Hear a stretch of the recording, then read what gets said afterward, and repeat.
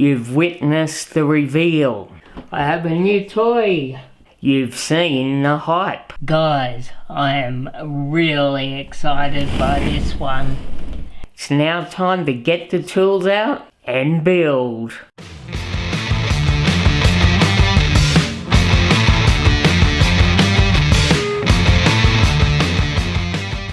Guys, don't forget, subscribe and smash the bell. Alright guys, I've got all the components ready to begin the build with step 1. Step 1 requires parts from the A tree, from the B tree, the C and the D. So I've got all 4 here, and the parts bag A takes me from step 1 through to step 12, so I don't need to open any of the other parts bags yet. Everything I need up to step 12 is in the first bag. I like the way Tamiya does that. So what I will do first is I will cut each of the parts required off the relative sprues and get them laid out, and then we'll be back to look at how they go together. Exciting guys, new build starting. Alright guys, all the components for step 1 are now cut from their sprues. Also required are 2 3x15mm regular thread screws and 2 3x10mm self-tapping screws. Now, it's worth noting that when you cut these pieces from the plastic sprues or trees, whichever way you want to call it, you're often left with little tabs from where it was cut off. It's good practice to give all that a trim and make sure they're nice and flush so there's no plastic tabs sitting, because it makes them look awful in my opinion. I hate leaving the little tabs on the plastic. So alright, I will clear off all the tabs and put this stuff together and come back with the finished result of step 1, guys. Alright guys, that's step 1 complete. It was a matter of attaching this arm and this piece, which is for the battery, onto this side of the chassis. Oh god, I'm not sure what the front is yet. And this piece here, this actually just sits on for the present, but also this piece here, which is what the servo attaches to. It's just a matter of putting it on and not really tightening it yet, because you've got to adjust it for when the servo goes on. So that obviously just sits on for now, because I think what happens is it attaches something along those lines like that. Alright guys, that's step 2 now complete. It was a matter of putting this attachment on again with the attachment for the battery holder, and also attaching the motor mount here. You just need to make sure that one screw is 3mm by 10mm self-tapper and the other screw is 3mm by 8mm with a countersunk head, and that goes on quite comfortably. Pretty easy so far and looking pretty good. I also worked out from step 1 how the 2 halves of this slide together. That's actually pretty nifty actually.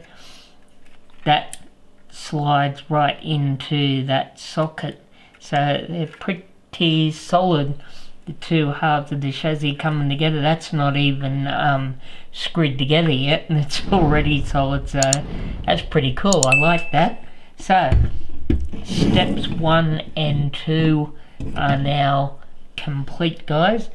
Alright guys, I've got all the parts for step 3 out of their respective bags. We've got the main differential gear, the cover, we've got the 3 smaller bevel gears, which are the planetary gears that go inside.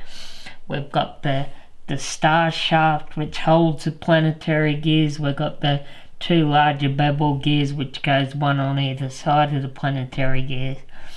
And we've also got these 2 washers that go onto the larger of the bevel gears, obviously as shims.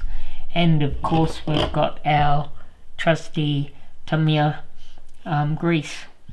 So it's just a matter now of putting all these into that. So I'll crack on with that. It's a little bit greasy and dirty, so I'll just do that and then come back. Actually, I'll come back with it half done, with it all packed in the, just so you can see what it looks like before putting the cover on, I think. Cool. Alright guys, the bevel gear and the 3 smaller planetary gears with their star shaft are now inside the gearbox. I added a little bit of my own grease there because I like to make sure they're really well greased up. So it's just a matter now of basically plonking this onto here and making sure that it lines up with that, and then plonking this on and lining those up with those and making like that. And then these 3 little screws go in, which you don't need to see because that's pretty straightforward stuff. So cool. Alright guys, the differential gear is now complete. All 3 screws are in, no big dramas. Alright guys, I've got all the parts ready for step 4 now. These all come off the C sprue, so it is 2 C8s and a C3 and a C4, and we want 2 3mm by 10mm self-tapping screws. I'll put those together and show you what they look like assembled. Alright guys, that's those 2 bits assembled. I believe they are the lower swing arms for the front end of the car. So, but I have to put those aside for now because we're on to step 5, which is starting to put all of the gears inside of the gearbox ready for sandwiching the 2 halves of the chassis together. Alright guys, we're up to step 5, which is to prepare these guys here with their bearings. Now I've got a replacement kit of bearings here to replace the bushes, the nylon bushes and the metal bushes. So basically you've got to put a bearing in each end of both of these gears, and then the gears go into the car. It's going to be interesting to see how difficult it's going to be lining the 2 halves of the chassis up with these gears balancing in there, but I'll see how that goes. So I'll do this and then I'll get back with the results. Alright guys, step 5 is now done. I've got both of the main drive gears in with 2 bearings in each, and I've also put the main differential gear in step 6. Oh, and I also put in the other side one of these, which is there's one in step 5 and one in step 6, so they're both in.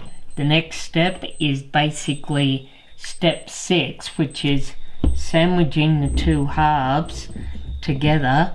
Now I'm going to start doing this on camera.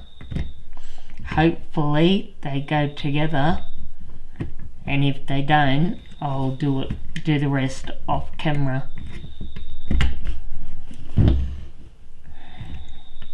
Looking good so far, guys. And something is... there we go. Wow, there we go. That went together a heck of a lot easier than what I thought. That's pretty cool, actually. I'm very happy with that. So what I will do now is add all the screws from step 5 and step 6 all at the same time. I thought it was easier to put them all in at once. So there's a couple to go in there and underneath at the back, and a few at the back here holding the gearbox together. So I will do that now and then come back when everything is all screwed together and buttoned down. Alright guys, the chassis is now attached, fully screwed together. The only thing that I need to mention, for it's pretty bibs and bracesy type stuff, but the only thing I need to mention is there are a few different types of screws, so just make sure that you do get the right ones. This one here is a regular thread with a countersunk head, 3x16mm. This one here is a self tapper, 3x15mm, and there are two down here that are 3x12. See how easy it is to get them mixed up. And then there are some 3x8s up there to lock the front half of the chassis together, and then some 2 more 3x8s at the bottom to lock the bottom half of the chassis together. So there we go guys, that is the basic chassis for my VW, and it looks pretty damn cool. I like it. It's quite an interesting setup actually. I was very worried about the sandwiching in, but as you saw, I was able to film that even with my wonky fingers, and it went in quite nicely. We're cracking on guys. It's going a lot faster than what I'd expected. I'm very happy with it so far. Very nice. Alright guys, it's going really well so far. That chassis went together really nicely. If you hung around to the very end, well done. I now want to ask you a bit of a question. Leave your answer down in the comments if you can. I just want to know whether that particular style of build video works, whether you have any other suggestions, or I'm open to try and make it better and faster, and I don't know whether it's better to have all of it in one or in smaller parts, because it'd get really long and I'm not sure how well that'd be perceived. So just curious guys, leave a comment down below, and if you're new to the channel, welcome aboard guys. Please consider subscribing and smashing on that bell and giving a thumbs up to the video, that always helps. Anyway guys, next video we'll be starting to add some stuff onto the chassis, and that'll be really cool. I can't wait to actually have this thing running. It should be a blast. Anyway, I'll catch you all later. Thank you so much for watching. I really appreciate it.